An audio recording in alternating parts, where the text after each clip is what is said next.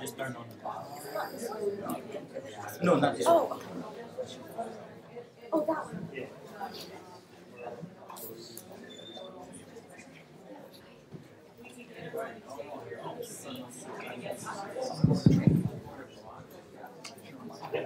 Is your mic on? Is your mic on? I'm not those guys.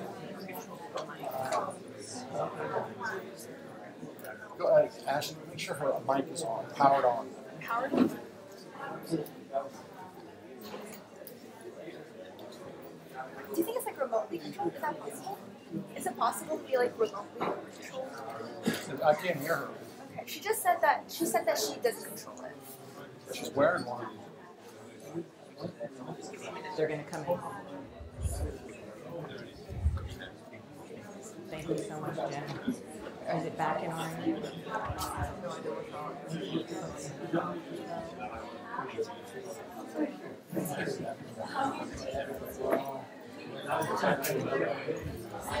All right, welcome. I'd like to ask everyone to take their seats so we can get started on time. I'm Indira Lakshmanan. That seems very loud. Maybe we can turn it down a little bit. Thank you. All right, I'm Indira Lakshmanan. I'm the executive editor at the Pulitzer Center on Crisis Reporting, and we are very fortunate to have our offices here in this lovely building in the Carnegie Endowment for International Peace.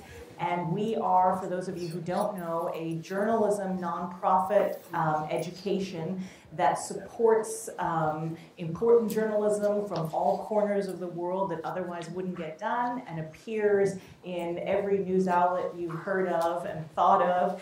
And we use that reporting to do educational outreach in K-12 schools and universities across the United States. So we are also a 501(c) nonprofit, and so if you like the kind of reporting that you see, we also encourage you to consider a gift during this month where nonprofit news organizations are getting matched in donations through Newsmatch.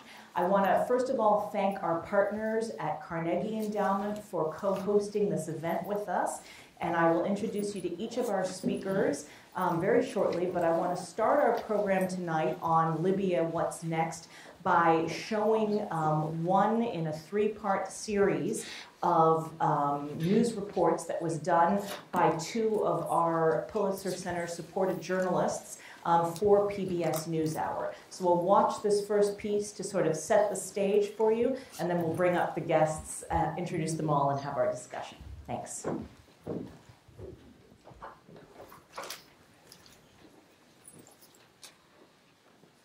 We've been telling you in recent weeks about the resurgence of the terrorist organization ISIS in Iraq.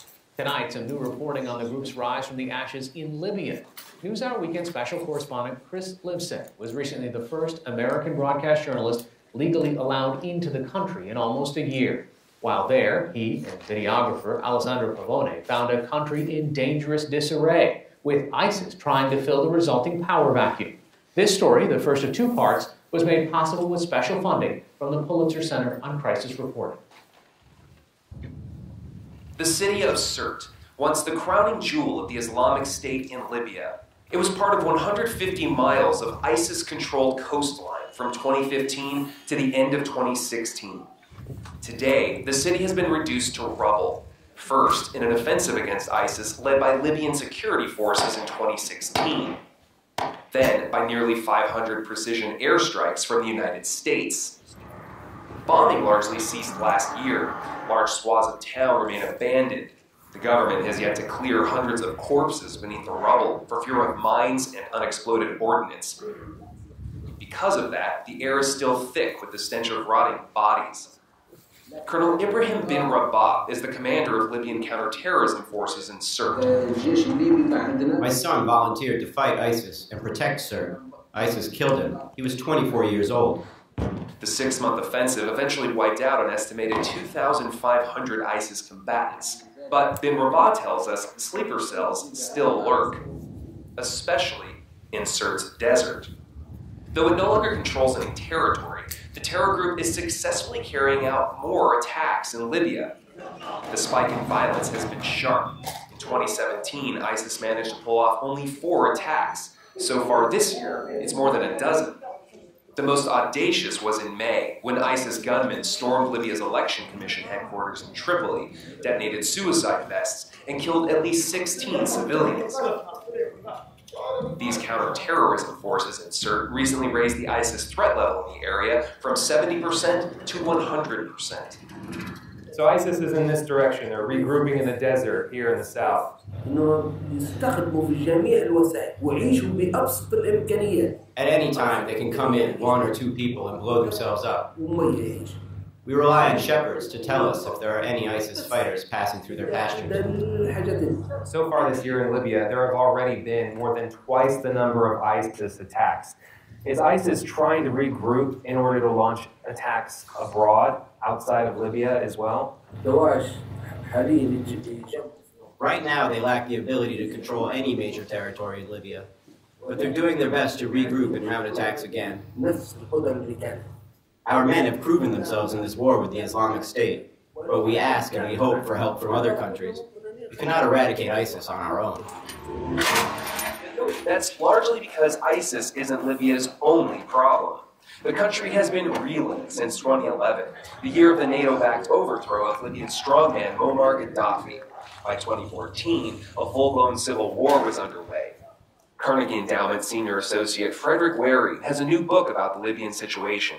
The fragmentation that you see in Libya, the fact that the country is so divided along regional, town, tribal lines, the fact that there's no coherent institution, no sovereign authority, that's given space for ISIS to emerge. And you can actually trace the emergence of ISIS to the outbreak of civil war in Libya in 2014. That's when ISIS really took advantage and expanded, because the Libyan factions were so busy fighting each other that it was ideal ground for ISIS to really flourish. Today, the oil-rich country remains divided. A UN-backed government in the west sits in Tripoli, with jurisdiction stretching down to Cert. A rival administration rules the east, and in between, numerous well-armed militias governed only by themselves. For its part, the U.S. continues to support the government in Tripoli with airstrikes against ISIS. But that only offers short-term solutions, according to the UN Special Envoy to Libya, Ghassan Salameh. This can produce an effect, but it's very limited effect. It's an effect on, like, killing one particular leader or one particular chief of a band or something like that. But the real solution to terrorism in Libya is to rebuild a strong, unified, legitimate state. There is no other alternative to that. Both governments have agreed to general elections at the end of this year, a vote that would elect a unity president and parliament. Wehrey says in order to stabilize the country, all factions must agree to disarm the militias and to share Libya's oil wealth, as well as political power. I think more broadly, to win the peace, you need economic recovery. You need inclusive governance. You need a fair judiciary. Let's not forget that ISIS often emerges in prisons, and we're seeing horrific abuses inside Libyan prisons. And my fear is that that could be cultivating a new generation of radicals. At this checkpoint in Cert, unity seems a long way off. Troop morale is low. We've gone a year without getting paid. We fought and died saving the city from ISIS. The government in Tripoli needs to respect that. And take this border crossing between Libya's rival governments in the east and west. The colonel says it's become a critical weak link for ISIS to exploit. There are more than 500 yards of no man's land between these two gates, where neither government has direct control. ISIS is using that area to take shelter, resupply, and attempt to infiltrate the city. No-go zones are common, and they aren't relegated to checkpoints. In fact, entire swaths of Libya are lawless, and government officials fear to enter. We traveled to one such area in Libya's far western region in order to see how freely ISIS has been able to operate. Driving us is a minder from the government in Tripoli. It's the first time in nearly a year they've allowed American TV journalists to enter the country. In return, the government insists on constant supervision. On the way, we pass a checkpoint operated by the Tripoli government. ISIS recently claimed responsibility for shooting 4 people to death in an attack here. It's not long before we're completely outside the area controlled by any government. Our government minder locks all the doors. We're in a very dangerous part of Libya right now. We've been told not to get out of the car because of the high level of gangs and Islamist militias that control smuggling routes in this area. Our destination, Sabratha. It's home to spectacular ruins from the Roman era, but that's not why we're here. Until recently, it was also an infamous hub for migrant traffickers. Local officials say those same traffickers worked hand in hand with ISIS militants. ISIS militants, we're told, who never really left. All right. I want to invite our distinguished panel up onto the stage.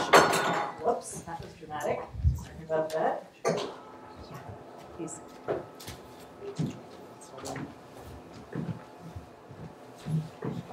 All right, so we are fortunate to be joined by a really terrific panel. First off, Her Excellency Wafa Bughaighis, who is the Libyan ambassador to the United States and previously was Deputy Minister for Political Affairs in the Libyan Ministry of Foreign Affairs. She's the first woman to serve in either of those positions. She also served as acting foreign minister, and prior to that had a distinguished career in education and engineering prior to the revolution. Sitting next to her is Frederic Wehrey, who is a senior Middle East fellow here at the Carnegie Endowment for International Peace. He's the author of the book that you saw in that PBS piece, Burning Shores, Inside the Battle for the New Libya, and his writing has appeared in the New Yorker, the Atlantic, the New York Times, and elsewhere, and he happens to be a U.S. Air Force veteran who served across the Middle East and North Africa. And sitting right next to me are Alessandro Pavone, who's a director of photography and producer whose work has appeared on the BBC, PBS NewsHour, Al Jazeera, and others. And the Pulitzer Center has supported his work both in Libya and in South Sudan. And he was part of a PBS NewsHour team that received a 2017 Overseas Press Club citation and an Edward R. Murrow Award for their Fight in Iraq series. Chris Livesay, who's sitting right next to me, you may recognize having a little bit less of a beard than he did in those pictures. And he's an international correspondent and producer based in Rome who's contributed to PBS Frontline, PBS NewsHour, NPR, and Vice. And last year, he was recognized by the United Nations for his reporting on the European migrant crisis. So thanks to all of you so much for joining us. I want to start with you, Fred, to give us a little bit setting the stage. We've now seen a really well-reported journalistic piece that is just one part of this series. I'd like you to sort of take us up to the 30,000-foot view and maybe explain some of the underlying problems that have created a situation where we have this migrant crisis, we have people trying to escape Libya, some of whom we know from a CNN report a year ago being sold into slavery, fueling a migrant crisis in Europe, and then also the resurgence of militant groups, disarray in the governance of the country. Give us some of that perspective. Great, no, thank you very much. And hats off to the two journalists for some very compelling reporting. And it's great to be joined by my friend, Ambassador Wafa Bughaighis. I'm sure she'll correct me with what I say here. But I think, we look at these afflictions that we saw in that video, ISIS and migrant, and I think they're really symptoms of some underlying trends since the revolution, since the overthrow of Qaddafi. And we like to think that, the overthrow of Qaddafi lifted the lid off this, and you had all this eruption of chaos. But I like to see what we're living with today as the fruits of Qaddafi's reign. 42 years of dictatorship that left the country gutted, ruined, no institutions. Qaddafi claimed to be controlling the migrant problem or flow, but he actually managed it. Qaddafi had a terrorist problem on his soil. He exported it. So these things that we're seeing now today certainly they were the result of things that happened after his overthrow, but we're living with the results of his rule. There's no central government. We saw that in the video. The country is split very roughly between these two factions. There's tremendous economic misery that drives young people into the ranks of the smugglers, the human traffickers, into the ranks of radical groups like first Al-Qaeda, then the Islamic State. So I think we're in this state of deep, I think, misery, deep economic chaos. There is some modest progress on the political front and the economic front recently. We can talk about that. The international community, I think, bears a lot of responsibility for what we're seeing in terms of what it did do and did not do after the revolution. And right now we're seeing a lot of agendas being pursued by different outside states. Those agendas are in some cases to counter migrant smuggling, to counter terrorism, but they're also backing different factions. And I think so Libya suffers from all those things that Gaddafi left it, but also international meddling. All right.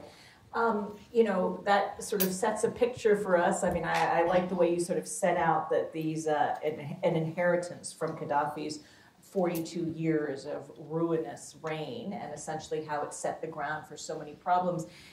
Chris and Ale, you were in Libya so recently. Give us a feel from the ground of what you saw beyond this one piece. We know there were 2 other pieces that you did for PBS NewsHour. What were the sort of 2 or 3 main takeaways that jumped out for you and that you come back in terms of thinking these are the problems that Libya and the international community together need to solve? Well, first of all, thank you so much for having us here and also for sponsoring our reporting. It would not have been possible without the Pulitzer Center.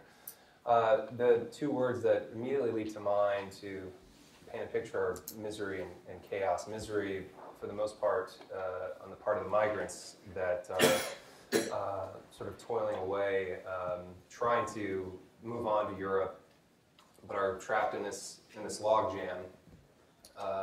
Oftentimes, prisoners in camps, some that are recognized by the government as detention centers, others which are just sort of halfway houses where they're held as captives until they can come up with enough money to get out. And chaos is the impression you feel from the authorities. Our own impression, I think you could say, would be, at least mine, was typified by bewilderment much of the time, especially when it came to the treatment we received from Libyan authorities, and I use that term Libyan authorities very generally because it's so hard to tell exactly who is in charge and who is giving you the access that you so hardly fought for.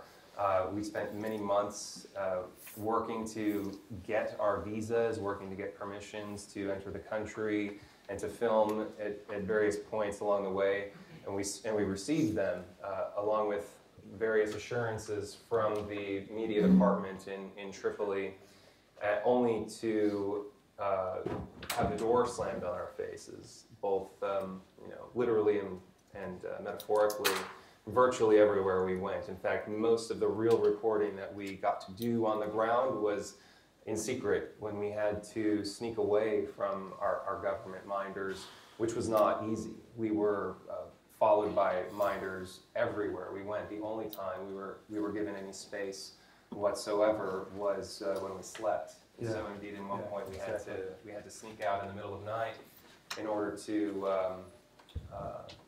actually to flee for our own safety at a certain point. I don't know if we should get off on that tangent right now, but in terms of our impressions, to hopefully answer your question, we were rather bewildered and scared.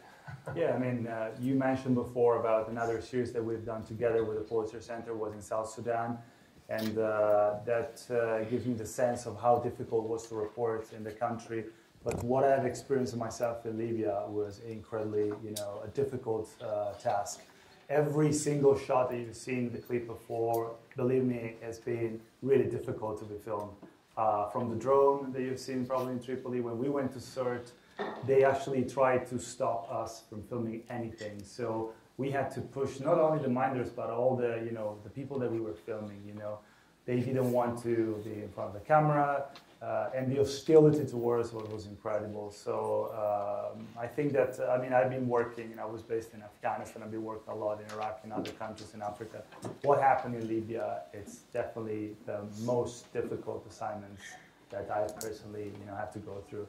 But on the other hand, I think that it was actually good that we got the opportunity, and again, thank you so much for giving us this opportunity, because after that, we have received a lot of interest from other media organizations and students, people that are very interested into Libya, and the access is so difficult. So I really hope that it was worth it, and I'm sure it was worth it. All right.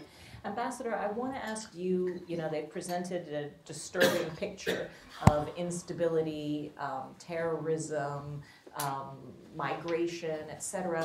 What do you see as some of the steps to break this cycle of instability that we've seen really since 2011 with the uprising that then led to civil war and then the NATO intervention and finally the ouster of Gaddafi? It's been 7 years, and yet there's so much difficulty in the country ever since. Thank you, Indira. Thanks for hosting me. As Fred mentioned, this is a legacy of 42 years of tyranny, dictatorship that really didn't leave us much, did not leave us institutions. I always say that's why our revolution is different from what happened in other neighboring countries. They had solid institutions. The countries remain intact, and only the regime was changed. But in our case, the state failed because the institutions were so fragile. Our biggest plague is the lack of unified national security apparatus. You cannot talk about governance without talking about security apparatus that will enforce the law, that will protect the institutions, that will protect the people, that will impose the justice. We've been trying so hard since then to patch pieces up. We went along with the last UN plan that was in 2015, after the war, the dawn that happened and literally split the country. Since then, after the 2014 elections. To that end, we can go on and on and on analyzing what has happened, what was the cause, what was the reason, but the end result is not very good. And this is what we are trying so hard to solve now. And let me tell you, there are some progress being made. I know you visited there in October, but you went to a city that just came out of a big war.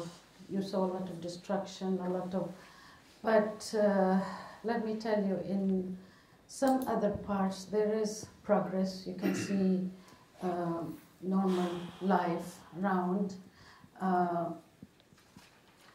Doesn't mean that things are good. No, we're working on a lot of things, and one of them, after the UN plan and the government of national accord based in Tripoli and supported by the international community, we had a big ordeal there because of the House of Representatives never really endorsed the political agreement, and status quo remained. Now we're working on breaking that cycle, and this is what you're talking about. So let me tell you, I don't know if you want me to go on this issue, but I want to look on the positive side. I want to look on the way forward and what can we do to in my humble opinion, and following up there and following up on the ground what's happening, we need to make sure that policies considered should take in count changing, shifting incentives and coercing the spoilers. The militias that you saw everywhere there fight so hard against instability. They're thriving there, they're making a lot of money, a lot of their business out of criminality, whether it's in human trafficking or in all kind of trafficking or in terrorism, you name it.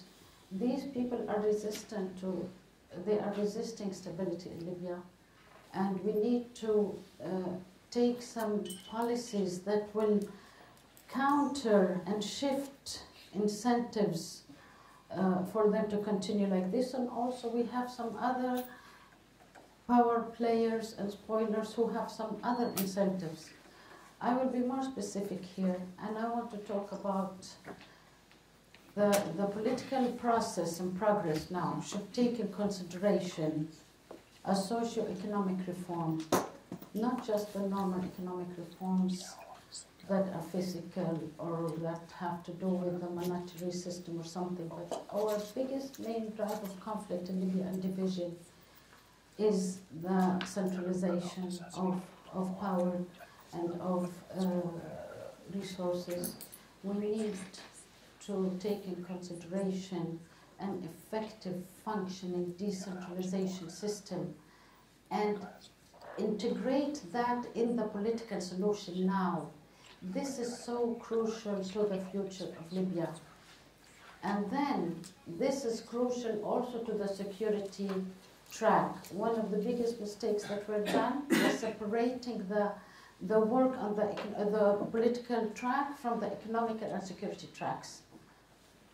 That was a big mistake, and that was pursued in 2014 when the UN started working on a plan to stabilize Libya. They focused so much on the political and neglected the economic. All right, well, let's talk about the economic a bit. So, Fred, a lot of the conflict that we see in Libya is really about the problems of distribution over this enormous oil wealth that the country has. And you've got militias, state funds, you've got illicit smuggling, you've got predation, extortion, all sorts of people wanting to get a piece of this pie. So the ambassador refers to the need for economic reforms, and talks about the need to really empower municipal level governments. But tell us a little bit about on a people-to-people level. You know, we look at this footage and we see that individual communities, people are really suffering. So some of this is part of the militia problem, really got to do with poverty at its root. And is that one way to break the cycle of militias, addressing that root problem? So it's all interrelated. I agree with the ambassador. And so, I mean, the problem of the militias is directly related to the problem of this bloated public sector and oil wealth. And so you've got a population that 92% of the population gets their income from the public sector. Now, part of that public sector is the militias. So by one estimate, about 600,000, mostly men in Libya, get their salary from the government for security work. So the militias that we see there are all getting their payment from the government, from the central bank, in addition to getting money from the illicit economy. So this is the problem. I mean, the government's oil revenues are feeding this problem of the armed groups. And meanwhile, the legitimate police and the army are staying at home, are weak. So, you know, again, what's the solution? It's got to be in parallel. You've got to have some economic reforms where you take away the militias' access to those funds, and those have started. But you've got to have political reconciliation. Why are the militias not giving up their weapons? Because there's no political trust. There's no political agreement. So you can't just simply ask them to disarm without a broader political compact. So again, they've got to work in tandem. The economic, the security, the political, and the international. The part of the problem is there are regional states that are giving these armed groups, the militias, incentives to not disarm. They're funding them with weapons. So all of this needs to work in tandem. I mean, the economic reform piece, again, you've got to, this is long-term generational. You've got to, I mean, job creation, private sector, giving the young men who are getting their salaries through militias opportunities. start a business, get an education. That doesn't exist, and that's been Libya's perennial problem. Many of the young men that are carrying weapons, they want to leave the militia's ranks, but there's not other opportunities for them. Take us down, Chris and Ale, to the sort of man on the street level. You have the opportunity, and not just to think about these as big issues, or if you're a policymaker, how do you solve this? You got to actually meet real people. We met the man whose son was killed by ISIS after he volunteered to protect Cert from ISIS. The individual Libyans who you spoke to, what were their biggest concerns? And also tell us a little bit about, you sort of gave us a taster by saying you had to flee in the middle of the night, so I'd certainly like to hear that story. And, who was it who helped you in the end? If your minders, who you weren't sure sometimes exactly who your so-called government minders were working for, if they were creating impediments for you, who were the people who helped you in the end? Sure. It was a shame that we didn't have more of an opportunity in the reporting to give a platform to the fabulous Libyans who helped us in our reporting process, and to also the ones who we interviewed were unfortunately mostly talking about uncomfortable and tragic things, but definitely economic factors that were a big one. I mean, what are the opportunities out there? You mentioned, Fred, free market opportunities, starting a business. The biggest business in town in places like Sabratha and environs is trafficking migrants. I mean, nobody can compete with the kind of money that you're going to make helping a migrant who's, helping a migrant first get across the Sahara Desert and then continue this journey across the Mediterranean Sea on their way to Europe. So until there can be some kind of competition with that, there's unfortunately doesn't seem to be a light at the end of the tunnel in terms of economics. But that was definitely the biggest concern. We also did you see any evidence of this slavery still continuing that CNN reported on? And by the way, as Hari Srinivasan said in the intro, you guys are the first Western reporters in a year who were given actual visas or permission to report from Libya. But we should say that is simply because CNN had done this piece about slavery, about migrants being sold into slavery. Is that still happening as far as you could tell? For the record, we were the first American outlet, not Western. Okay. There were some other Western outlets who came in the last year. I said Western journalists because I meant outlet is not American. Sure. In terms of our outlet, in that it's an American outlet, yes, we were the first in almost a year, and it was, yes, thanks to CNN and the fact that they reported on slavery. Did we see slavery ourselves? No. No. But the fact that they stopped us so vehemently means that probably, that's something, they didn't want us to film, and that's and then the other stories that we've done, like trying to interview the migrants, then I think that, this is what the Libyan government is really afraid of. We'll probably show you how they're coping with that. And if I may add something to what Frederic was saying before, as an Italian living in Dubai, I can experience it firsthand how the problem is not just a Libyan problem now, but to make a parallel with what's happening in Syria, now it's an international proxy war. So this is the biggest problem, is that the Italian government is now saying that the government is Tripoli is absolutely legitimate, and that the way they're dealing with the migrants is absolutely by the European standards. And we have seen ourselves that this is probably not the case. But we have we have a populist government that has put migration at the top of their agenda. And the Emirates, they are supporting the other parts in the Benghazi. So they feel that who's in charge now in Tripoli is not legitimate. So this is the main problem, in my opinion, is that how is it possible that a country that is already living a very chaotic situation, can find a common ground where you have international powers that are trying to make money of the instability in this country. So that's, in my opinion, was like it is the biggest challenge at the moment.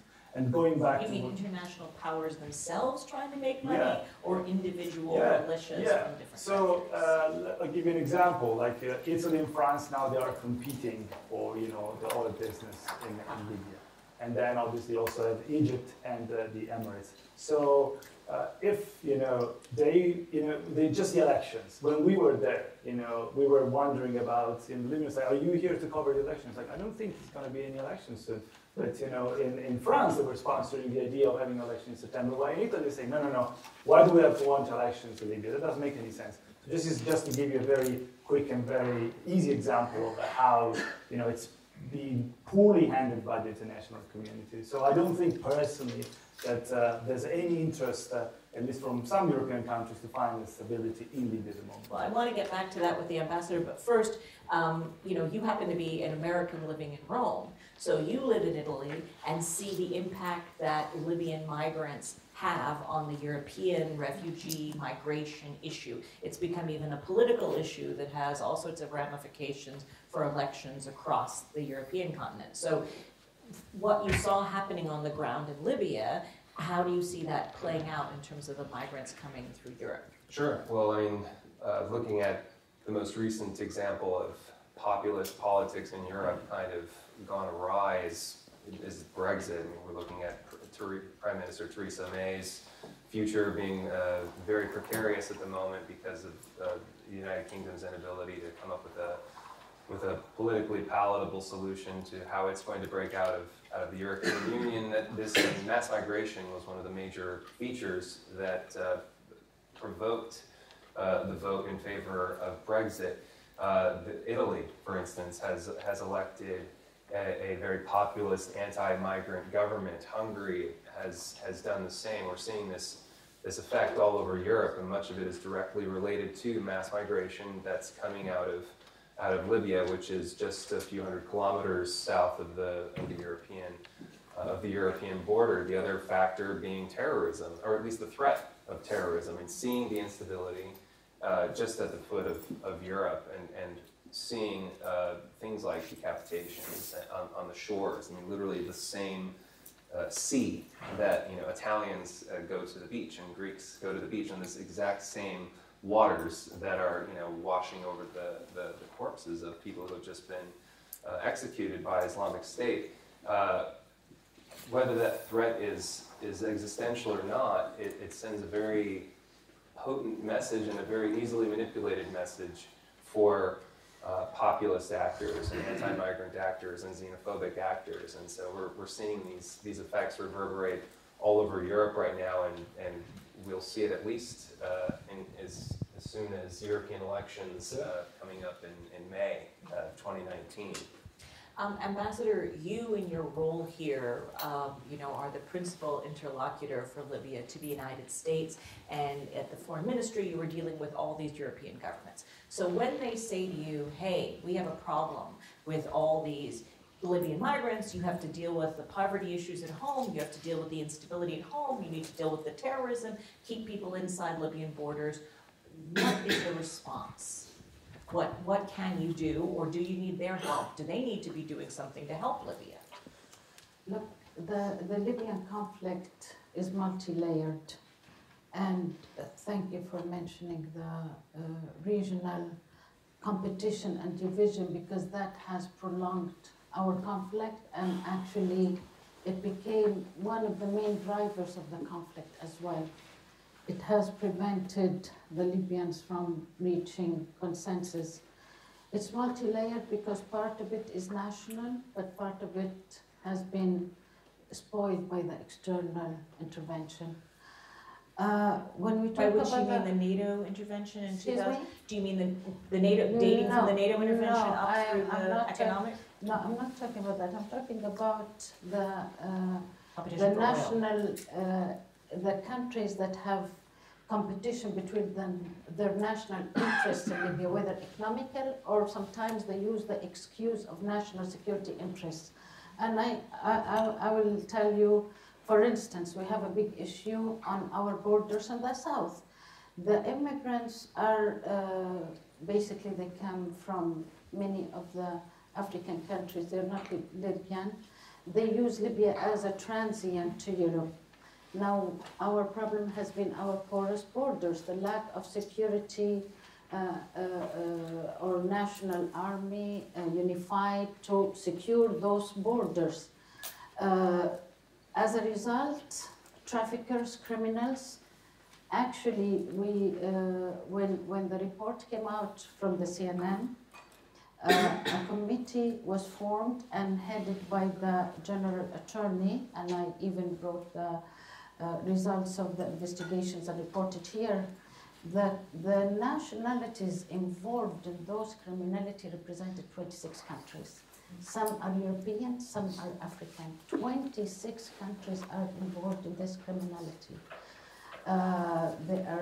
It's an organized crime chains. Some of it are linked to terrorism, and some of it is just organized crime making business and money. They're making millions and millions, trafficking in those poor souls. And one of the worst tragedies, I think, of this century is seeing those bodies floating in the Mediterranean and on the shores. This is unbearable. Now, the way that I don't believe it was handled properly. It's not shutting them off in the Libyan shores. You are in a country where you can hardly provide security for the nationals of the country. How can you provide it for uncounted number of people who are crossing? The real solution would be on our southern borders, in those countries of the origin. Help those people to stay in their countries, help those countries to keep the people inside instead of risking their lives. You know, when you're willing to give up your life and die and not stay in your country, that's a big issue. And I think the focus of the EU, of the Europeans, should be in the countries of origins and not on the shores of Libya, and not just shutting them off and holding the Libyan authorities accountable for that. And another thing another step we have done is, for the first time, the UNHCR has been allowed in Libya, IOM, the High Commission of Human Rights from the UN. They were all allowed in the country. We have opened up, you know, this is another thing, channels for all kinds of support, whether in the camps that host these people, you know, where we can help them. And also we're working hard on repatriating them, because Europeans are closing their borders in their face, so they're faced by either, you know, being smuggled by those criminals and risking drowning, or whatever other kinds of horrible trafficking tragedies they commit on them, or repatriate them up to their countries. And we have succeeded in repatriating a lot of people. IOM is working with us, and UNHCR. That's on the immigration. These are all, like Fred said, symptoms of the chaos that's happening there. Once we have a solid, unified government, inclusive government, all of these symptoms will end, whether it's terrorism or immigration, because they thrive. Those organized crime criminals thrive in a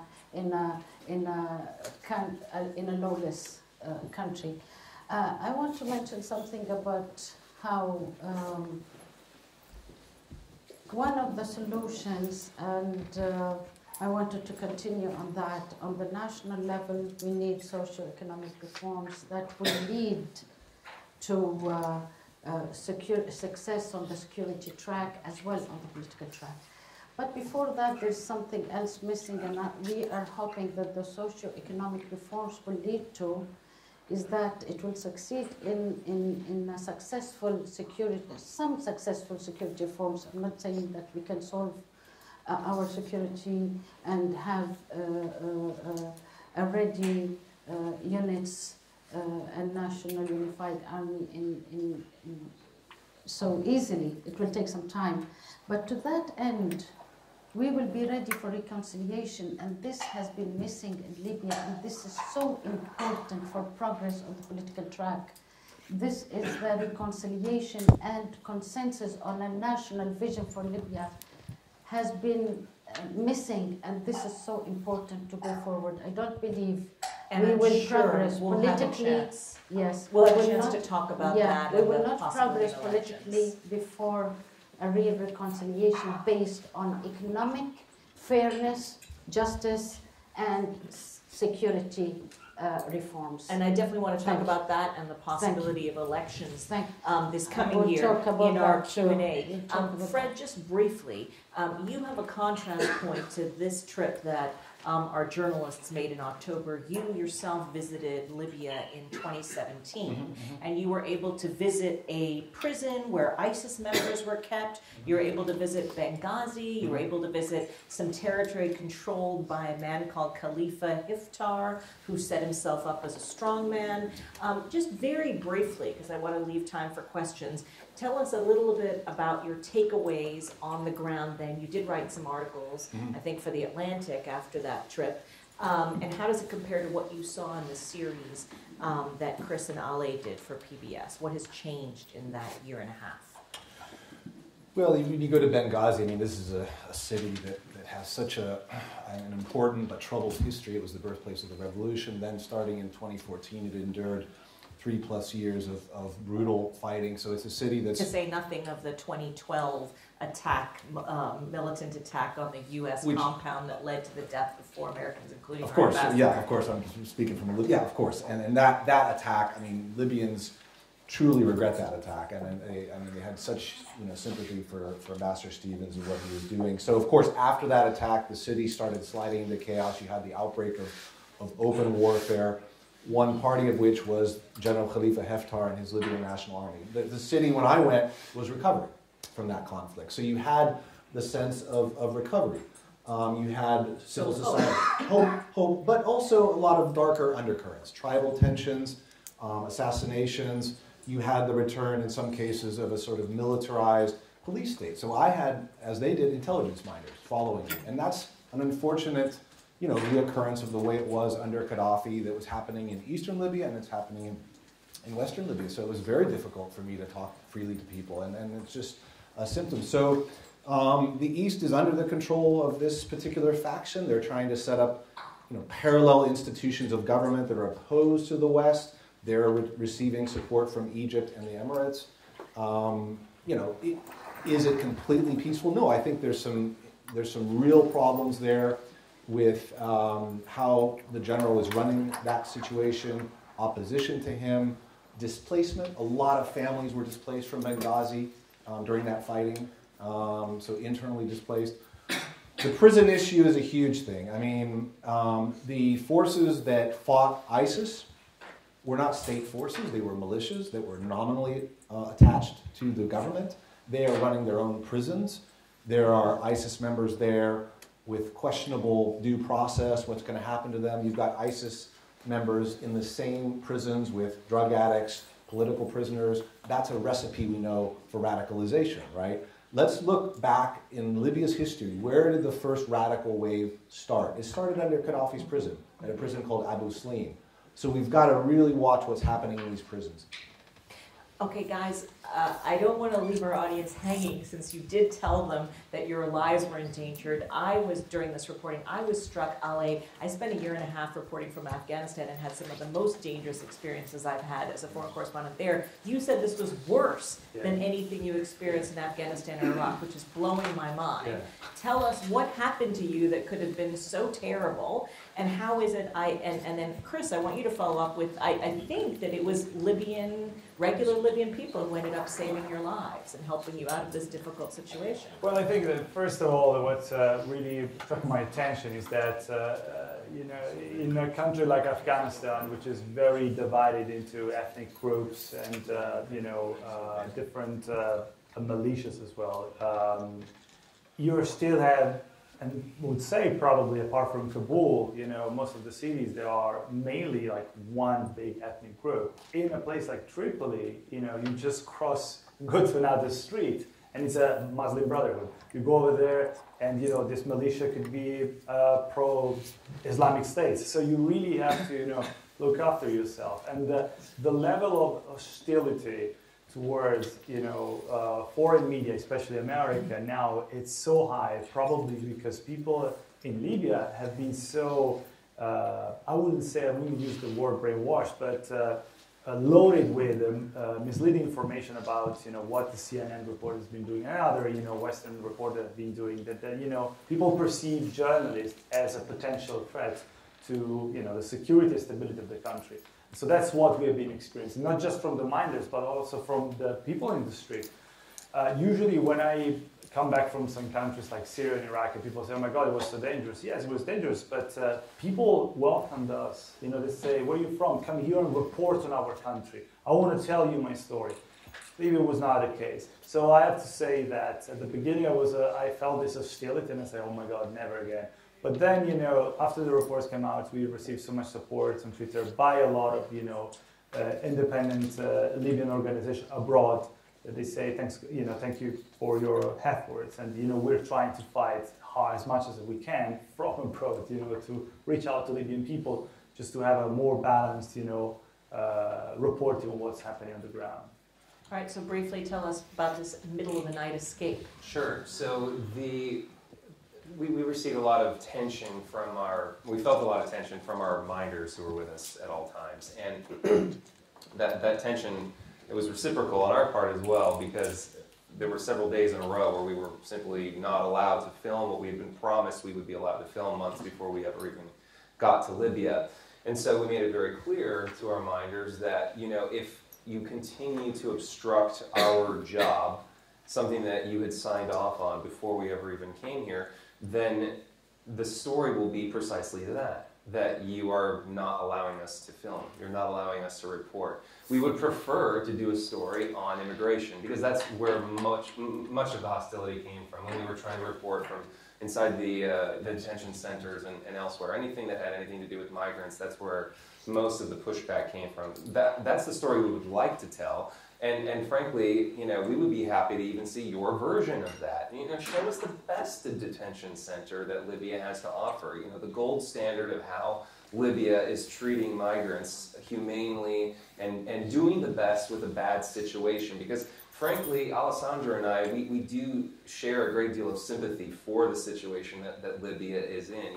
You're victims of your geography here in North Africa, being this receptacle of mass migration from sub-Saharan Africa and being right at the doorstep of Europe. You didn't ask to be here. You're being, you're victims just as much, or at least in some way, as the migrants who are here. Let us tell that story. And so when we didn't get that opportunity, we became rather vocal about it, and we turned our cameras on our minders and said, this is going to be the story. I'm sorry. And they said, well, this is, in a nutshell, didn't happen all at once, but okay, fine. If that's the way it's going to be, then we'll just take your cameras, and maybe we'll just arrest you. And this was the line from the people looking after us, and they began to barge their way into our hotel room and try to take our footage and our cameras, and there was a real standoff there. And so this was all happening while hostilities in Tripoli were breaking out, while urban warfare was breaking out. I mean, we could hear gunfire outside. Roadblocks. There were roadblocks. There were vehicles burning in the middle of the streets. So long story short, this seemed like a good time for us to leave Tripoli and also to leave our minders, who were becoming increasingly hostile. So fortunately, we had spent months making contacts with other Libyans, not just in Tripoli, but around the country. And Misrata seemed like a safe exit plan for us. So we reached out to a fixer there who was able to arrange. By fixer, you mean someone who helps journalists? Yeah, that's correct. It's like a paid assistant. Although this person we didn't pay, because we actually never got to work with him. So he was just helping us out of kindness and out of trying to protect the good name of Libya. I mean, he genuinely wanted to show that the treatment we had been receiving was not emblematic of all Libyan people. So he arranged for a car to come pick us up in the middle of the night in Tripoli. I mean, this black Hyundai flashed its lights. That was the signal for us to come downstairs, load up the car, and get the hell out of there. And so we spent the next hour speeding along the highway, actually trying to navigate our way out of a Tripoli that was in flames. The roads were closed. The roads were closed. Cars were burning on the streets. Checkpoints. Right. So, and in fact, at one point we received a phone call from the minders. From the minder, insulting us, telling us, how dare you do this, you know, we're going to capture you at the next roadblock and we're going to imprison you. Fortunately, that didn't happen. Fortunately, we were able to get through the checkpoints without incident. We made it all the way to Misrata. Once we got to Misrata, the media minding apparatus, whatever you want to call it, it did catch up with us. And so there were some tense moments there as well. I mean, a couple of times leaving our hotel. The guy told us to go left. This fixer, this assistant, this Libyan man who was helping us out of the kindness of his heart at this point, he told us, turn around, go back inside the hotel and lock the door. So we ended up, you know, spending that day inside the hotel, hiding footage. I mean, doing everything we could, calling the U.S. State Department, which I should say was very, very helpful behind the scenes. They were able to coordinate with the United Nations and actually communicate to people who were working at the airport in Misrata to make sure that we would be able to board an airplane and leave without any further issues. Well, if anyone's interested in more detail on this, we will talk about it on our podcast separately. Dateline World. May I just make a yes, please. While I'm really sorry to hear what happened to you, but I would like to just say that Libyan people are generally very friendly people, and maybe you're talking about our biggest misery and challenge, which is militias who are probably were behind this. But I will not think that all the Libyan normal people will be hostile anti-foreigners, and I think many of the Americans who've been to Libya actually confess how warm and friendly the Libyan people and welcoming. So I just would like to make this distinction when you talk about the people, because this is not Libyans, what you're talking about. It does not reflect Libyans and it does not represent Libyans, but it's probably the evil that we are all suffering from. Nevertheless, these are Libyans who are in the GNA, who we were dealing with directly. And so I agree. I don't know. As you mentioned it early, you said you don't know which line when you talk, you don't know who you're dealing with.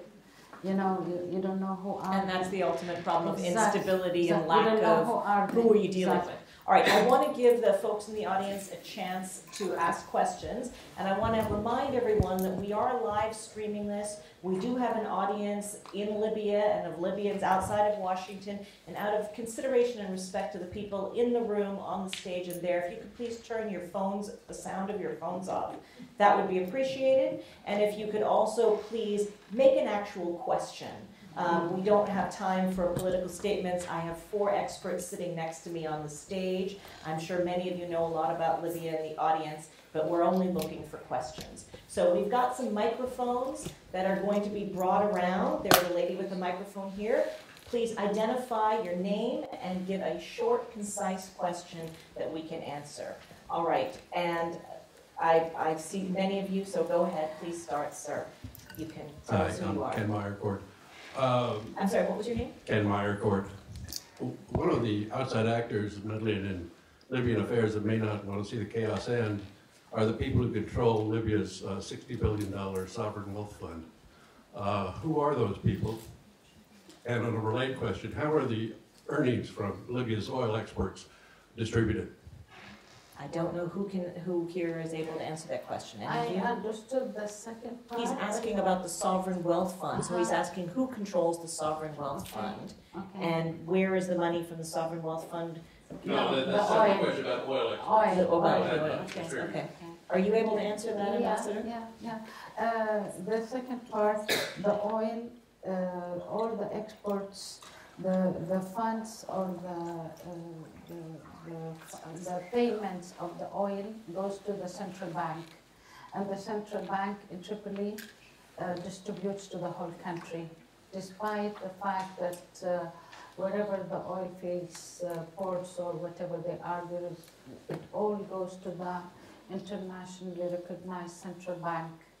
And this is what we were talking about here when we were talking about socio-economic reforms, meaning one of the drives were like people are asking for equal distribution of resources to all parts of Libya.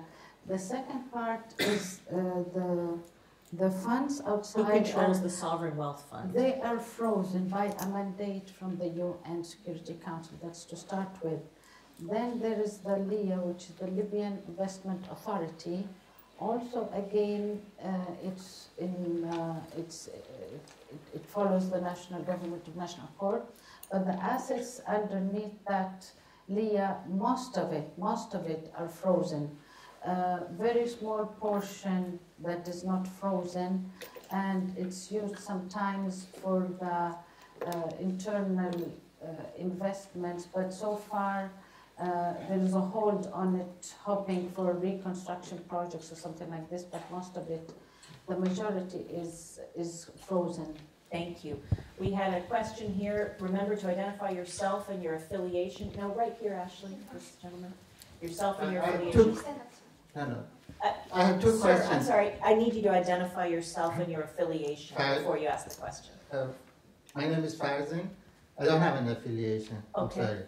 I just want to question this sort of amateurish propaganda line that we can blame Gaddafi after he was barbarically murdered in the desert by the complete cooperation of NATO. Okay, thank you very much. There are two questions I have. When you compare what happened there with Nuremberg, how do you feel? Okay, thank you for the question. Go ahead, was the Fred. end of all Ashley, moral can you kindly credibility take for the West? mic? Thank you.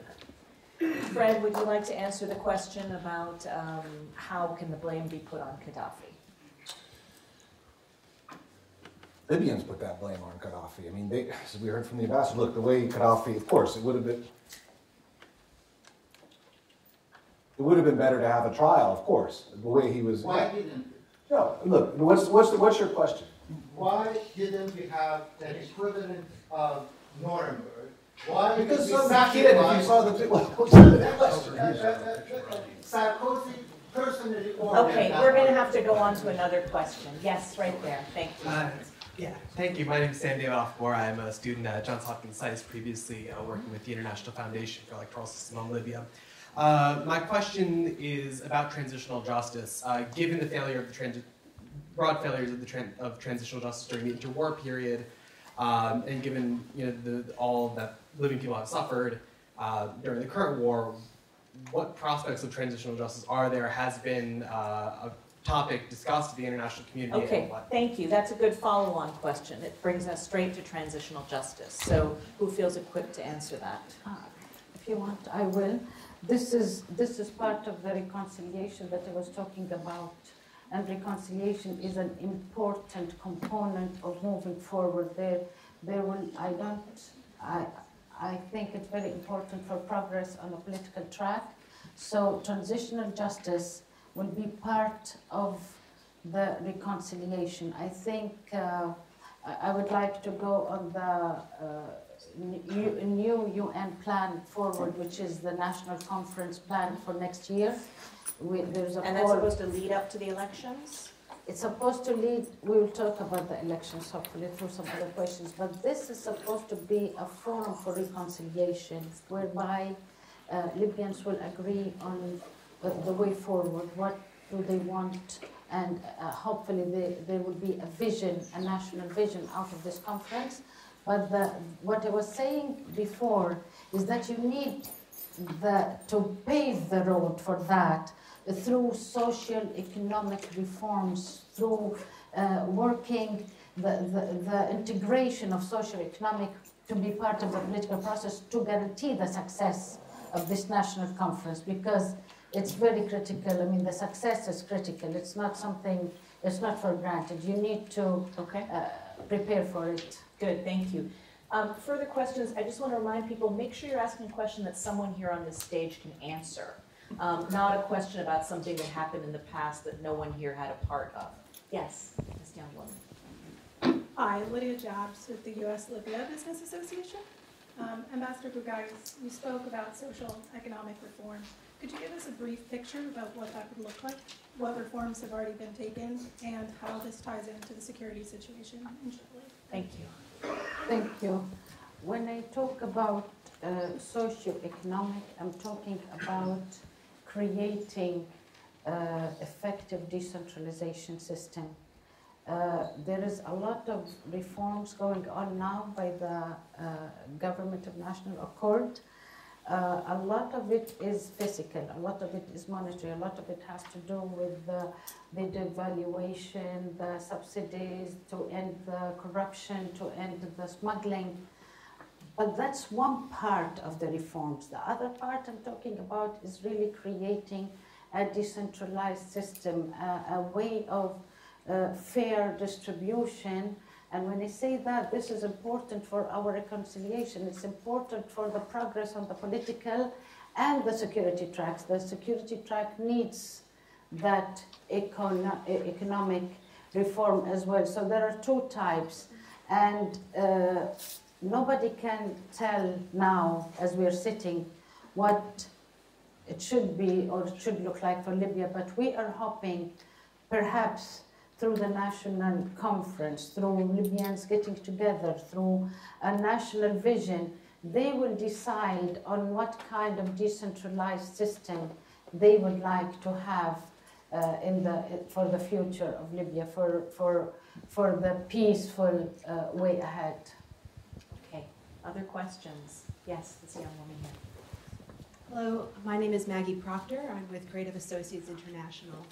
This is actually a nice segue. On decentralization, I was hoping to hear more of your thoughts on municipal governments as actors, what role they might be playing in the way forward to either help resolve the conflict and pave a way towards reconciliation, or potentially as spoilers themselves. And who is your question directed to, Maggie? Anyone who would like to answer. Okay. And that I do mean like mayors of municipal councils, not just the government generally, or people.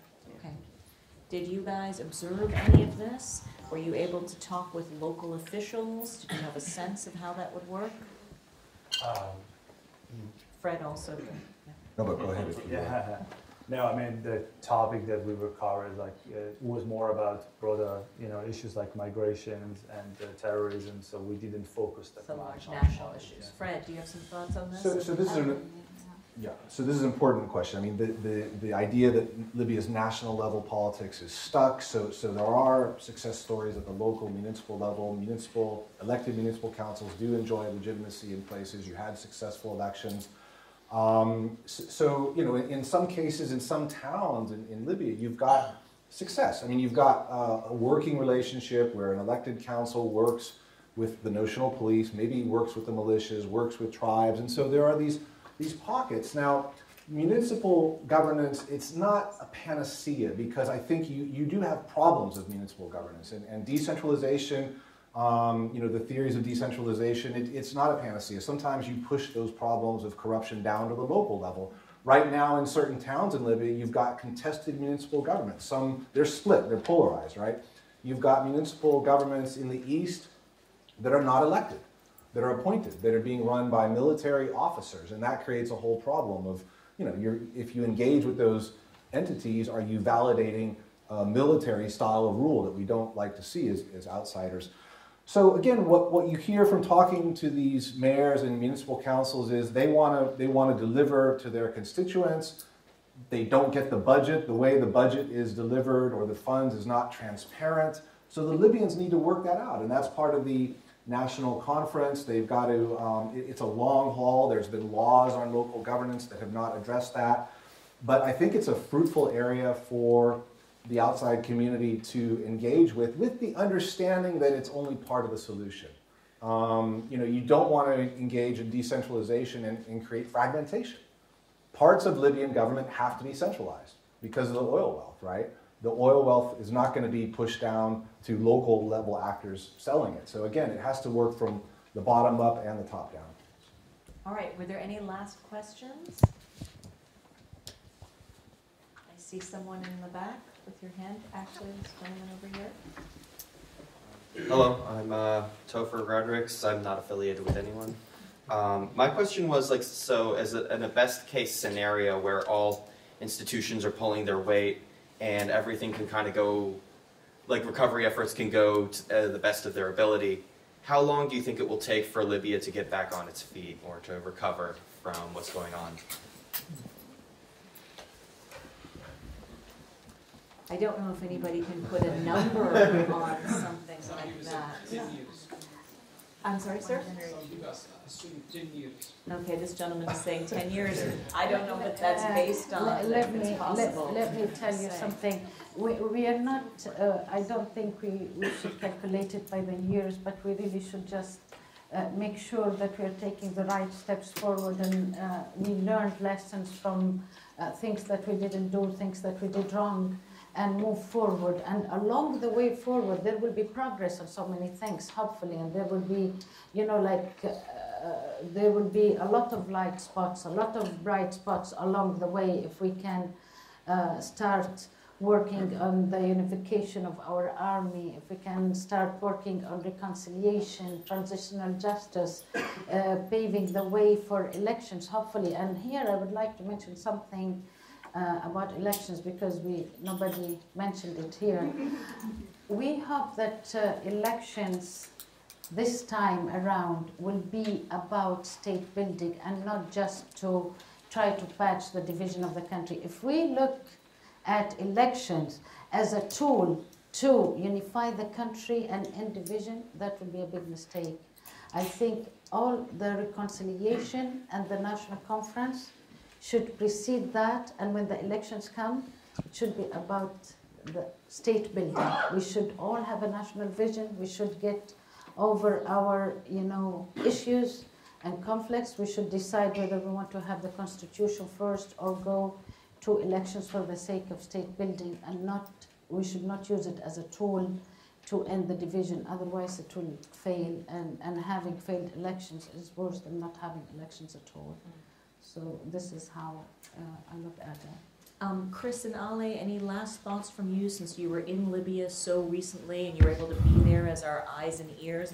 I saw that the foreign editor of PBS NewsHour, Morgan Till, is in the back, so we also want to thank PBS NewsHour for being such a wonderful partner for our journalists' work. Any last takeaways that you can give our audience here and the folks on the live stream about what you learned, and what's the next thing you would like to, you know, if you go back to Libya in your next reporting trip? Can we go back to Libya? I doubt it. No. If I may say something, I mean, we've been talking, obviously, a lot of people here in the audience are very interested about, you know, the current political situation in Libya, which is obviously extremely important. But as a human being, not as a reporter, I think that at the moment, the horror that migrants, African migrants, have to face are living in a limbo. So this is a parallel side problems that is happening now in Libya. We've been talking briefly before about the fact that now Italy and other European countries are basically closing their doors to migrants. And imagine, I mean, this is another stories that we have filmed when we were there about a Somalian guy that has been enduring an extremely difficult situation. He lost 2 legs, and during, you know, his perils to try to go to Italy. So we were just talking about this guy before. He's basically stuck. So this is my biggest, the only thought that I have at the moment. Thinking of all the African migrants, they cannot go back because unfortunately there are not enough support from the international community, but also the total, you know, blackout from international community about trying to allowing them to get to Europe. And that's the only things I could possibly add. So it's absolutely horrifying. Chris, what else have we not gotten a chance to ask that you think is really important that you want our audience to know? Well, yeah, I guess to piggyback on what Alessandro was saying, which is that this sense of utter capture on the part of you know, the migrants who are incapable at this point of leaving Libya and carrying on to where they would like to go, somewhere in Europe. Unfortunately, rather than reversing this trend, it's catching on in places like Italy, where they're trying to go. I mean, now Italy has its own logjam of hundreds of thousands of migrants. The estimates are impossible to quantify, but let's say approximately 400,000 migrants now in Italy that are not interested in staying there at all. They never were. They wanted to go somewhere in Northern Europe, at least to France, but now Italy's neighbors have closed their borders to Italy.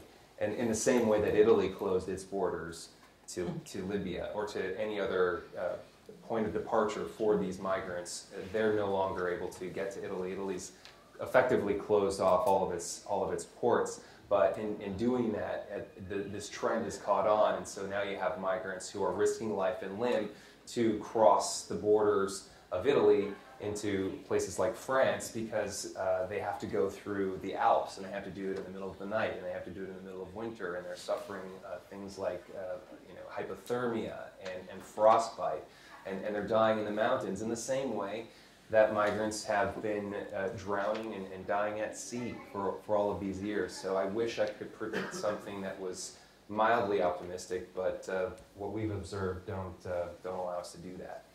All right, well, you've given us a very painful illustration of how all of these problems are connected, and the kinds of issues like poverty and human migration. These are the kinds of issues that we're certainly interested in, both at the Pulitzer Center and at the Carnegie Endowment, and how all of this crosses borders. So I encourage everyone in the audience who hasn't seen the other two parts of Chris and Ale's series at PBS NewsHour. You can find them on pulitzercenter.org. Under the project that they did, so looking at terrorism, looking at migration, looking at all these issues that they've talked about today. I encourage you to go onto Carnegie's website and see links to Fred's book and to all of his other research and writing that he does about Libya. And of course, the ambassador on the website of the Libyan embassy here in Washington has all sorts of resources from the government as well. So I want to thank all of our guests, the ambassador, Fred, Alessandro, and Chris, and our partners at Carnegie Endowment. And I want to invite everyone to join us for a reception afterwards in the next room. And thank you so much for your attention.